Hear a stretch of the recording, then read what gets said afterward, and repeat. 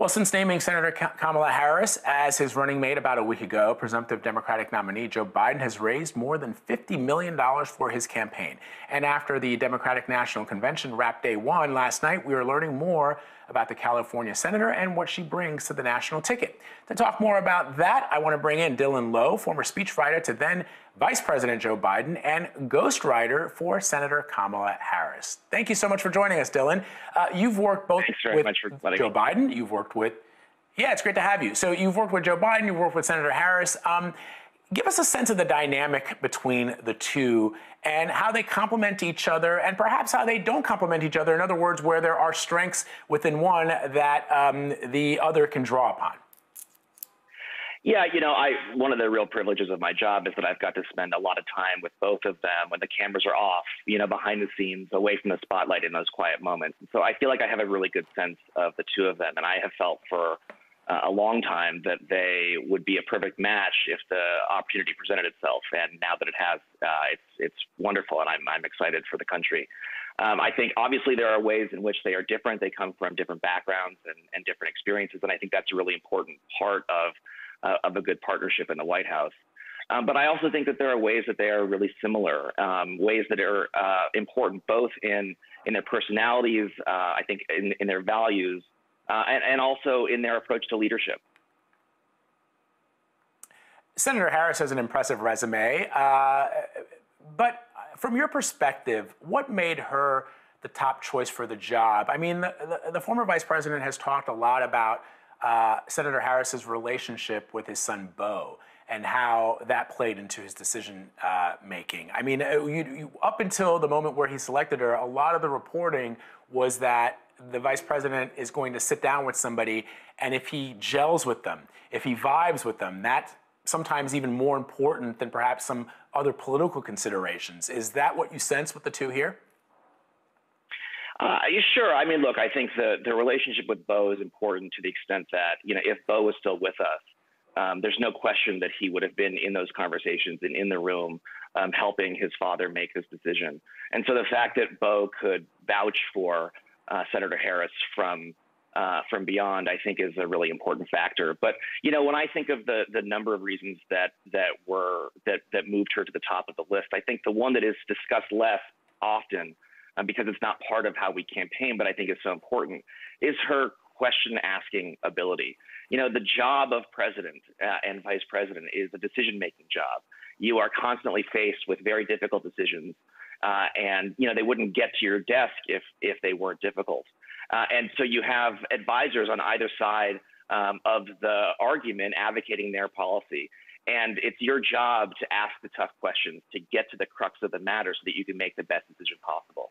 That's one of the things that Vice President Biden did so well, and I'm sure was of great service to President Obama. And there's no question, given her extraordinary skill as a questioner, that Kamala Harris will similarly be able to help Joe Biden. I think when we see her holding Trump officials accountable and asking tough questions, inside the White House, inside the administration, she'll be using that same tactic to hold her own administration accountable and to make sure that the things that they decide are done through a process that makes sense and produces a result that is the best for the American people. Yeah, a lot of people will remember, of course, her questioning of the Attorney General, Bill Barr. He is rarely fazed by questions from lawmakers, but there was that one famous moment where he seemed to be thrown off by her very tough questioning of him. Yet on the other hand, Dylan, there were moments during the debates that she did falter. For example, with Tulsi Gabbard, there was an exchange. And so I wonder, and after those debates where she didn't do as well as some people would have expected, there was a lot of sort of head scratching and going, where is the tough prosecutor who, when she's sitting there in a Senate briefing room or in a Senate committee or chamber, is, able to have these tough discussions or this tough line of questioning with opponents, but wasn't able to do it on the campaign trail? Is that just a question of it being an off day for her? Because, as you probably know, a lot of people, as soon as she was named, I saw a lot of Twitter chatter on, Democrats saying, well, I can't wait for the vice presidential debate. But even sort of speculating on something like that can be dangerous. A lot of people, I'm old enough to remember when everybody thought Joe Biden was going to destroy Sarah Palin in the debate, and she held her own against an experienced politician who had been around for a really long time. So I just sort of wonder, some of the narratives that we create, the myths that we create around her with regards to her tough questioning, with regards to her ability to think on her feet in those tough moments, may not always bear fruit. Well, I can say from personal experience that it's not a myth. She's extremely talented. She's brilliant.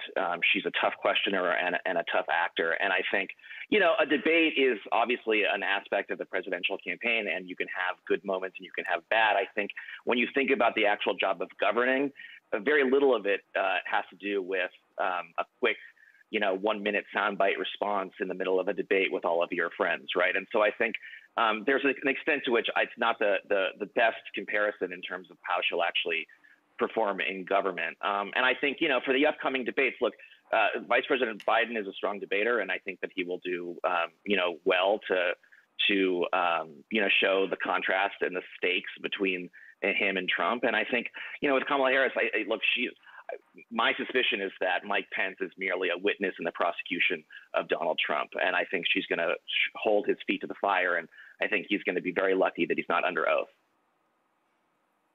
Dylan, let me ask you something that I don't think has gotten a lot of press coverage. At least I haven't seen it at the national level. But I'm intrigued by the fact that there's not more being made of a graduate of a historically black university who is now on a presidential ticket, and how her time at Howard shaped her sense of who she is. And specifically, I'm also talking about her sorority, which I've seen, the national organization of her sorority really sort of galvanizing around her. Given that you know her so well and that you've written for her, give me a sense of what that means and how she sees her time as a college student, and how that sort of shaped who she is today. Yeah, it was an incredibly important part of her life. She grew up in Oakland, surrounded by the civil rights movement and the Black intellectual movement in Berkeley. And then in high school, her mother got a job at McGill in Montreal. And so she spent some of her high school years in Montreal. And so when she came back to the United States for college, she wanted to go to Howard University, in part because she wanted to be surrounded by people who looked like her, who had similar experiences to her. And I think it played an enormously important role in shaping how she sees her role as a leader, and how she sees the job of all of the different jobs that she's held in public office over the years. As you know, some, including the President of the United States, have used really disparaging language when referring to her. They've called her nasty, angry, vicious.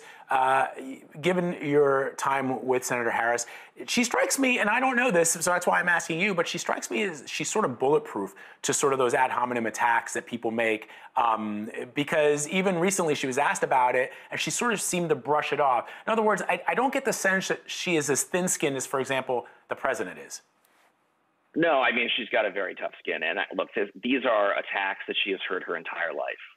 I mean, when she was a kid, she wasn't allowed to play with her neighbor's daughter because of the color of her skin. She was the first Black district attorney, the first Black attorney general. She has had the experience of having, troll-like figures, throwing racist bile and other disgusting language at her. And she just brushes it off and moves on because she knows that the work in front of her is what matters. And so, yeah, she's got a tough skin. She can handle the job. And I think that, there's no one less like her on the planet than Donald Trump. Yeah. Well, you make a good point. And again, it's something that doesn't get talked a lot about. But the fact that you have now somebody who is mixed race, somebody who's Black and South Asian on the ticket means that their perspectives of growing up in this country will be very, very different from all the others that have come before them. And the fact that as a person of color, as a minority in this country, when you are such, you deal with microaggressions and worse on an almost daily basis. The fact that somebody may call you a name may not be that big of a deal because you've been dealing with it your entire life, right up to the point where you were elected to the U.S. Senate.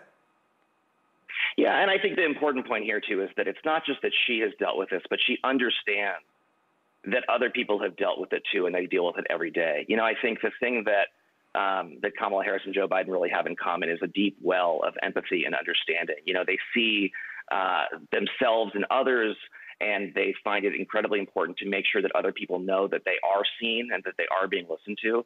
And so, yeah, I think she's going to bring that perspective into the White House, and she's also going to bring voices into the White House that very often don't have a seat at the table. You know, one of the things she used to say all the time when she was Attorney General and later as U.S. Senator is that we need to be making sure that we are listening to the voices of those who are not in the room. And, you know, her whole life has been about making sure that she is in the room in order to bring those voices in. And she's done that her whole career. And I think it's going to be really important to have her do that as well in the White House. Dylan Loewe, really fascinating discussion. Thank you so much for spending some time with us. Really great. Thank you. Thank you.